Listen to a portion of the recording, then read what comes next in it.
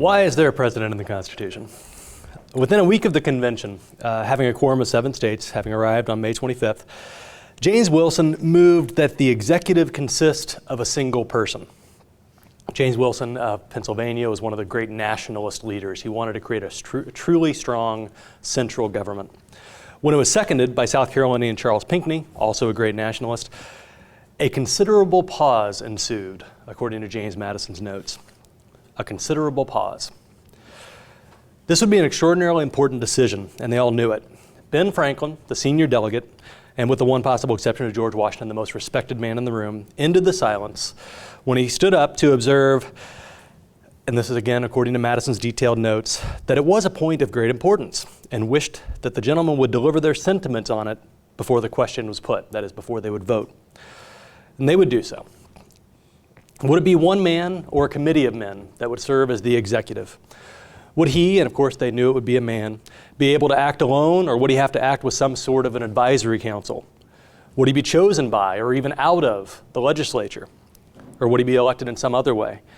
Perhaps most boldly, would he be elected directly by the people? Would he have an absolute veto, or would he not even have a limited one? But this is skipping a step. Before they could even entertain a motion about the nature of the executive branch, the members of the Constitutional Convention in the summer of 1787 had first to decide whether the new national government would even have an executive branch. Then and only then could they get a sense of what the executive would look like. And so I want to focus on the basics: vetoes, pardoning power, how the president would be elected. And they're all integrally related to one another. But there's some value in focusing on the most basic question, and this is what I'll actually spend most of my time talking about. Why do we even have a president at all? Again, the first question to be answered by the convention is whether they were coming together to form a government that would include an executive branch. On May 29th, Edmund Randolph of Virginia made the most important motion of the convention from some people's perspectives, that a national government ought to be established consisting of a supreme legislative, executive, and judiciary. This was the key step. Charles Pinckney, who very much wanted to see this adopted, decided to cut to the chase. He stood up and asked Randolph, "How far do you intend to go in reducing the power of the states?" Gouverneur Morris went on a bit later. The real question, he said, was whether this was to be a confederation or a nation.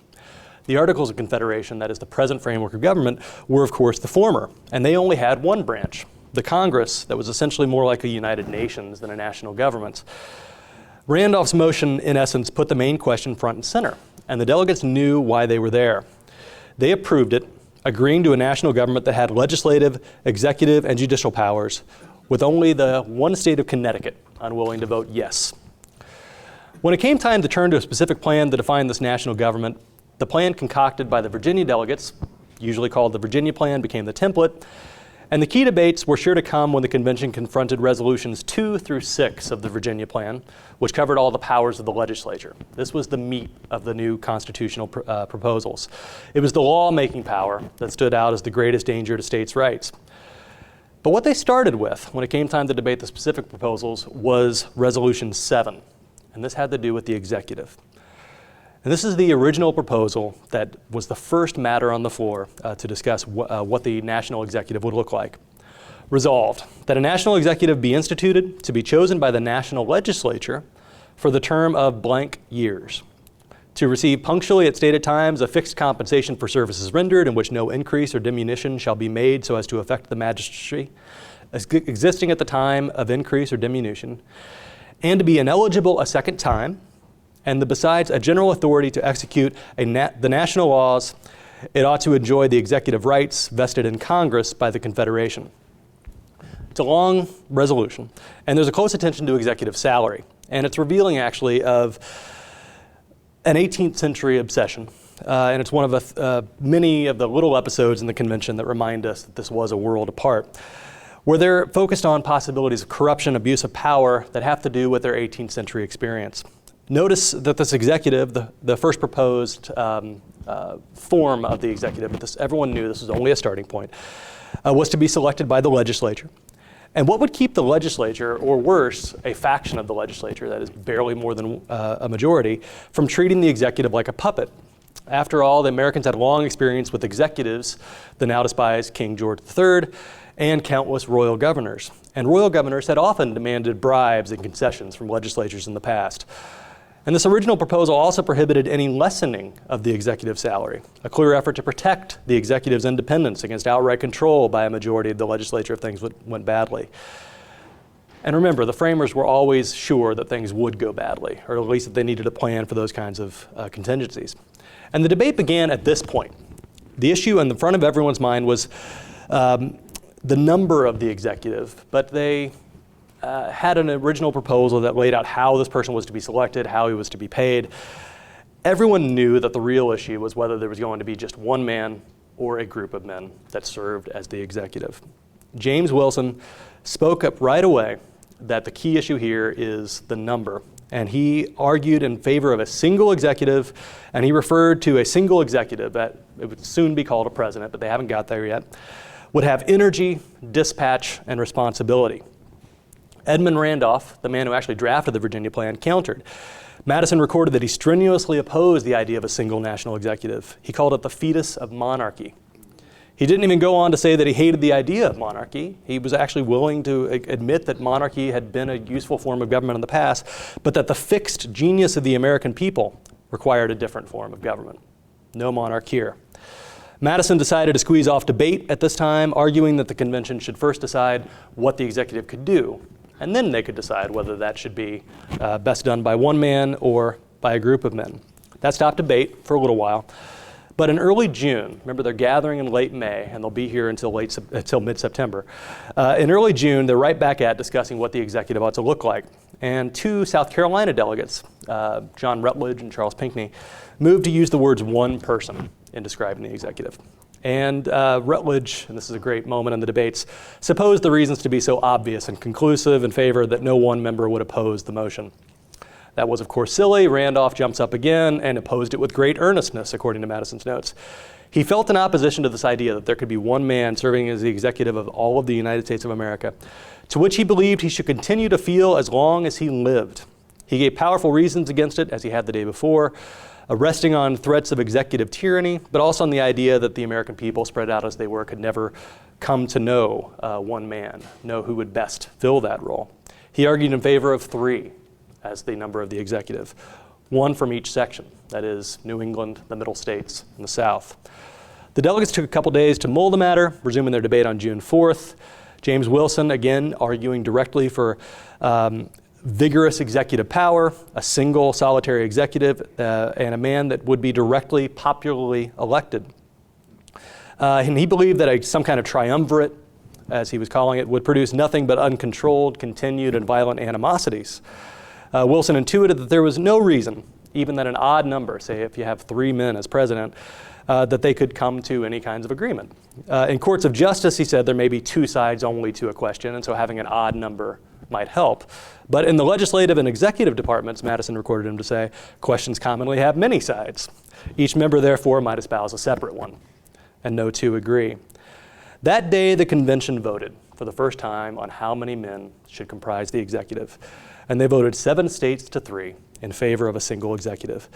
But as we know, with the Constitutional Convention, matters were never really closed. They could always come back to the issue.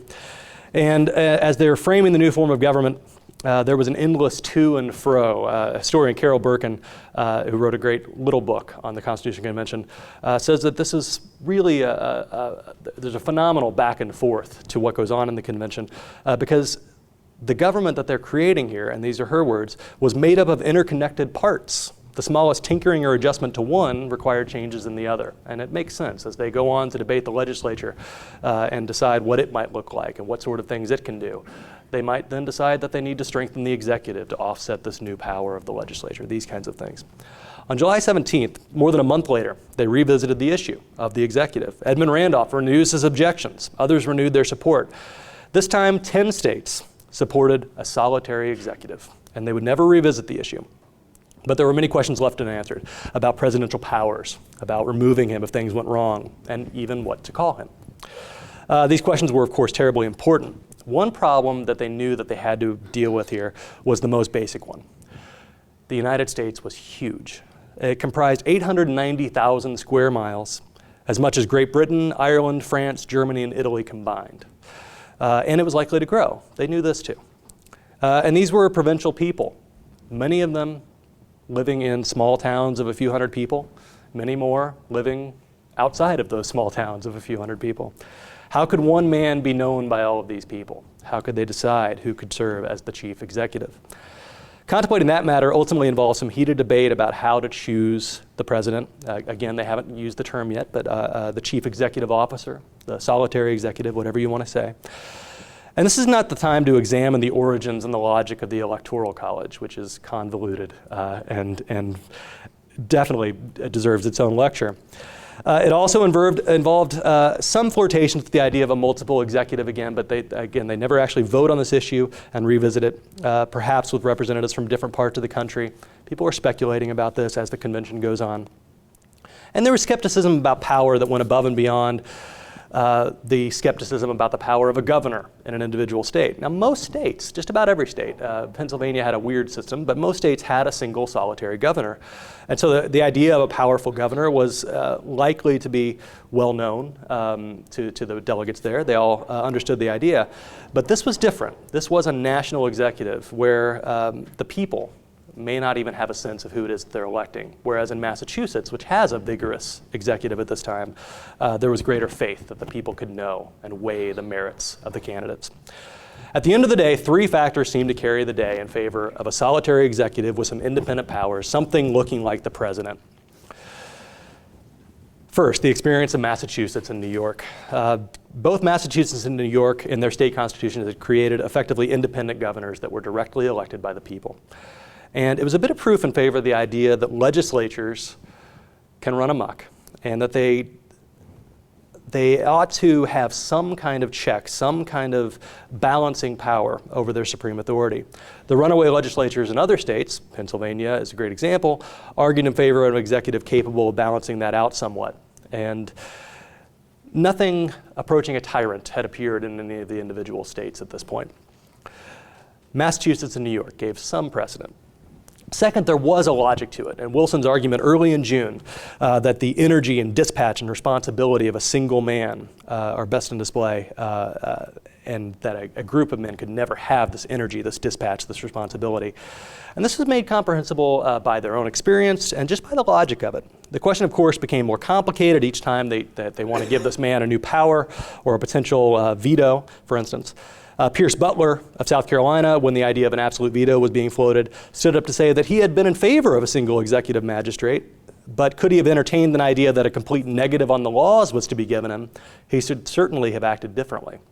In the end, of course, the president wasn't granted an absolute veto. 2/3 of both houses, if they agreed, could override it. But that sort of rethinking happened again and again over the course of the convention. More often, it manifested itself in proposals to require that the executive have some kind of advisory council, a required council gathering around him, which was also effectively shut down, although, as you know, the Senate actually has some of these qualities, such as the advice and consent on treaties. There was more than experience and logic that carried the day. And of course, I haven't mentioned the crucial factor here. There was personality. George Washington was in the room. The man presiding over the convention was quite simply the only real possibility to be the next president. And they knew that if they should ever agree on a draft constitution, if the state should ever ratify it, George Washington would serve in that role. He had a truly national reputation, and the idea that Washington, with this national reputation, could step in and do a good job, actually set the right tone for what this executive might look like, was understood by everyone, even if it was very rarely ever spoken out loud. Ben Franklin actually does do it once. He stands up once and says that the first man put at the helm will be a good one. Now, we don't know who he's hinting at, but we also do know.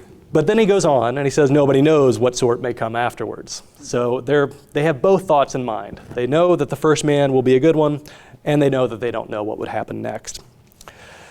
So he's suggesting that they shouldn't rest too easy and assign too much power, simply because they trusted George Washington.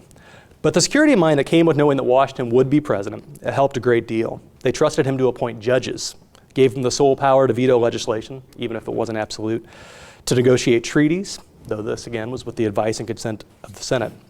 This was to be no powerless executive. One last thing. Why do we call him President of the United States?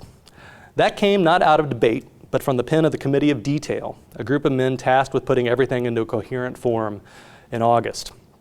There were presidents all around them. The National Congress, for instance, had always had a president. Pennsylvania had a president. And so it was a natural choice when they gave the chief executive a name, the President of the United States of America, and a title, His Excellency. That last part, the title of His Excellency, was silently dropped by the Committee of Style and Arrangement as it prepared a final draft constitution, and no one recorded any objection. Thank you.